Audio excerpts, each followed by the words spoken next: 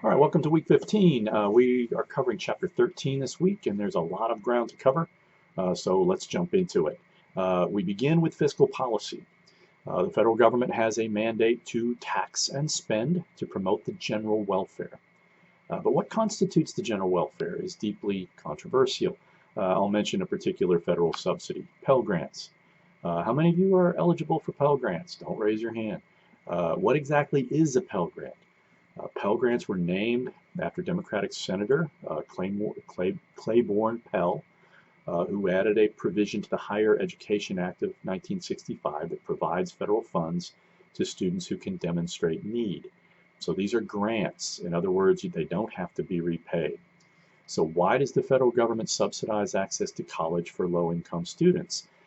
The reason is that social science research demonstrates over and over again that college educations are the surest pathways into the middle class, and those studies have been replicated over and over again. There have been some sidetracks. We are increasingly finding that for-profit education is not as sure a path, that it is oftentimes a pathway to high debt, and not particularly valuable degrees. But again, once again, this is an area over which there's considerable disagreement. Democrats and liberals want to spend and expand the subsidies. Republicans generally think that paying for college is a matter of personal responsibility. I leave it to you to weigh in on which side you support. Chapter 13 also addresses economic policy, which concerns the efforts by the government to ensure that the monetary supply and the overall value of the currency remains stable. Now, economics is a very complicated discipline that generates a lot of counterintuitive insights into how people behave in pursuit of money and other valuable goods. So things can get complicated, and I'm going to try to give you a broad idea of the government's role in the economy, and it does have a role to play. Economic policy is an important dimension of public policy because the government's failure to ensure consistency in the value of money can introduce instability into the economy that can impede investment and create enormous incentives for corruption. Because a lot of economic behavior runs contrary to what common sense might otherwise dictate, it's really important for the government to get economic policy right. So what can the government do to ensure that the value of money doesn't depreciate, in other words, lose value? This is the realm of monetary policy. What is the chief institution responsible for implementing monetary policy? That is the Federal Reserve Board, which is a mix of public and private banking institutions that act as the central banking institution of the federal government. What exactly is a central bank? That is basically a reserve institution that controls the availability of money. Okay? How do they do that? To use a metaphor, the Fed controls the spigot of the money supply. Okay? The Fed governors do that by raising and lowering interest rates that the reserves that the Fed's regional banks extend to commercial banks. When the interest rates are high, there's a significantly diminished incentive for bankers to extend loans and for people seeking loans to do that. Who wants to buy a car when the interest rates are 18%? Only the people that really need it. So when the interest rates are low, there's a significantly greater incentive for bankers to extend credit and for consumers to seek those loans. So the Fed is in position to anticipate economic performance and ensure that the economy maintains steady growth. You don't want skyrocketing growth because that produces inflation. Okay? And inflation, just in simple terms, is bad. Okay, the point of monetary policy is to avoid extremes. If the economy is growing too fast, then there's a risk of inflation, which can lead to recession, and the prices of goods rise rapidly as the supply of goods declines. So, what is a recession? That's an instance where the economy is actually shrinking, and it's shrinking because prices have risen too fast. People can't afford to buy goods any longer, and they just stop buying and back off. That kind of economic trend can feed on itself and reinforce itself and create serious threats of unemployment as people are laid off because of lower demand, which can further depress the economy because the unemployed generally can't spend as much as they would if they had a job. The Fed tries to ensure an evenly functioning economy by tracking economic growth and raising interest rates when the economy appears to be running too hot, and lowering interest rates when the economy is threatening to lurch into recession. So that's the kind of 10-cent lecture on monetary policy. Let me offer you an illustration of from history of how complicated this can be. In the 1970s, the U.S. economy entered a phase that no country had really experienced. The economy was shrinking, but prices remained high, and there was persistently high unemployment. Economists created a new concept to describe the situation: stagflation. So what caused it? Why was this such a persistent problem? What policies did the Federal Reserve undertake to combat stagflation? Another issue that Chapter 13 addresses is welfare. For you students, what do you think of when you hear the word welfare? What do you think it means? Why is the federal government and through federal subsidies the states involved with combating poverty? The case for using the government as a means to reduce the worst consequences of poverty are that many people who find themselves poor didn't earn it. They didn't do it to themselves. They didn't fritter away their wealth or their income or deliberately decline to work to earn a living. They were born into poverty or lost work due to the misfunctioning of the economy. Welfare has its origins in the working of the modern industrial economy. Previously, work was predominantly agricultural in nature, and communities and families were generally in a position to deal with the consequences of a bad growing season. They shared the risk as a community. Industrialization changes that relationship between individuals and their community. The scale of industrialization and urbanization and associated things means that there is more money, but it's not necessarily being equitably distributed. And that creates the volatility that can lead to recessions and even depressions. And again, a depression is basically a prolonged recession. Okay, welfare has a political dimension as well. The modern origins of welfare can be found in Germany. In 1870, whatever it was, 71, when the newly established German state, was confronting a well-organized and radicalized labor movement that was right on the cusp of, revolution. Otto von Bismarck, the first German chancellor, responded to the potential threat of these trade unions by offering German workers welfare, providing them better pay, more reasonable hours, access to health care, those kinds of things. That kind of weaned the German working class away from, socialists like Karl Marx preaching revolution, and effectively bought them into German politics. They had skin in the game. They had something, that the state was providing that they liked and wanted. And they had reason to believe that the German state was not unalterably opposed to workers enjoying a decent living. The same thing happened shortly thereafter in England, but it didn't happen in the United States until well into the 20th century. Why is that?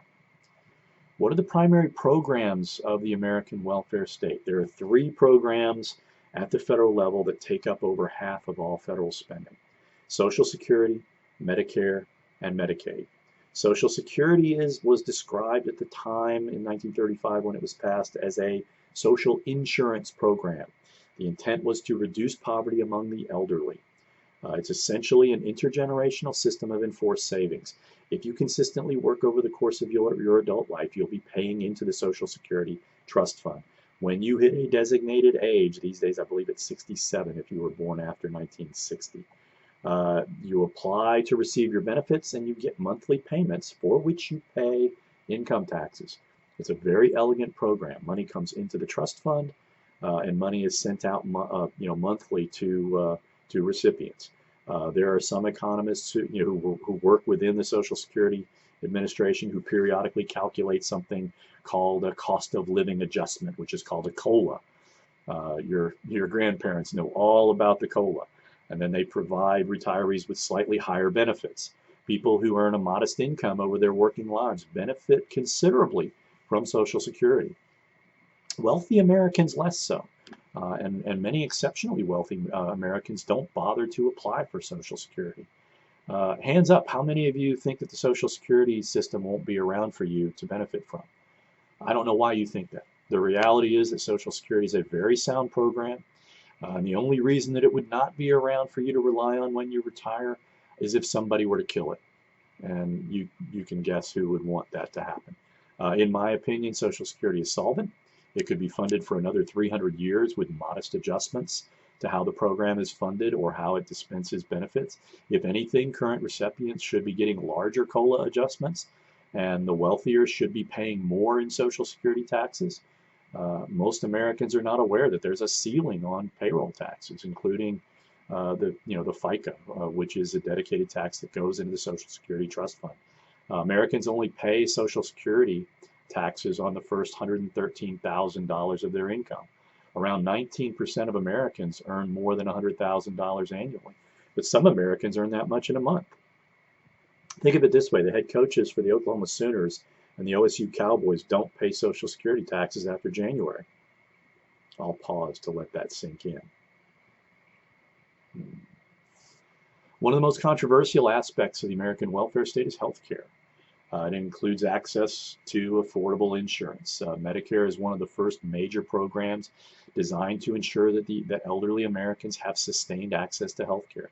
Medicare is the most socialized aspects of American public policy. If you are a certain age, I believe it's 65, you are eligible to use the Medicare program to help defray the costs of health care, which is always higher for the elderly. Like Social Security, most Americans pay into the Medicare system over the course of their working lives.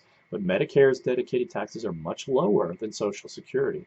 And as a consequence, the program is much more vulnerable and much less solvent. The Patient Protection and Affordable Care Act, passed in 2010, was supposed to expand access to health insurance and improve the overall quality of insurance. The four principal elements of the ACA were a mandate, which basically meant that you had to produce had to purchase some kind of insurance or pay what amounted to a tax. Health insurance exchanges, which were the online marketplaces where individuals could purchase private insurance. Risk corridors, which were essentially subsidies to insurance companies designed to incentivize their offering insurance to unhealthy states, that is, low population states whose population contained large proportions of poor, elderly, unhealthy people. Oklahoma, anyone? And then fourth, Medicaid expansion, which was designed essentially to make ACA, the Affordable Care Act, too good a deal for the states to pass on. So why is the ACA not working as effectively as legislators intended? Well, first of all, it never works out perfectly. But I'm going to prompt the discussion with a couple of observations. First, Republicans universally rejected it. They all opposed it, and not one Republican voted for it. They campaigned against it in 2010, in 2012, in 2014, and in 2016, promising their voters every time, over how many period? A 6-8 year period now, that they would repeal and replace it with something better. What is that better plan? What would that better plan look like if they really actually put it out on the board? Second, Republicans sabotaged the ACA at both the federal and state levels. At the state levels, states controlled by Republicans, like Oklahoma, rejected Medicaid expansion, which hurt low-income people in those states, and at the same time has devastated rural hospitals. Many of them have closed. At the federal level, Republicans were eventually effective at killing the risk corridors, which again caused insurance companies to pull back in those low-income, unhealthy states, and caused them to hike their premiums in order to ensure profitability. So why is the ACA still around? Largely because Republicans, despite controlling both houses of Congress and the presidency until very recently, were unable to kill it. Their plan to repeal and replace was wildly unpopular with Americans, and they were ultimately unable to get it passed through Congress. So let me be clear. Governments have always subsidized healthcare. Without subsidies, only a handful of the very wealthy would be able to afford the attentions of a doctor or surgeon. And there would be far fewer doctors and surgeons because the marketplace for such skills would be extremely limited. There would be little to no healthcare infrastructure, few hospitals, few urgent care facilities. Most people would die far younger than they would if they were routinely afforded access to healthcare professionals. This really shouldn't be a liberal or conservative issue. There ought to be conservative solutions to this problem that don't involve denying millions of people access to care. If you hear of any conservative plans to fix healthcare, I would love to hear about them. In any event, I hope I've given you plenty to think about and discuss. As always, if you don't agree with me, Take me on. I am not going to grade you down for disagreeing. Likewise, if you have any questions or are confused about anything that I've said in these videos or anything that you've read in the text that you don't, again, that you don't understand, this is the place to clear it up. All right, let's have a great week.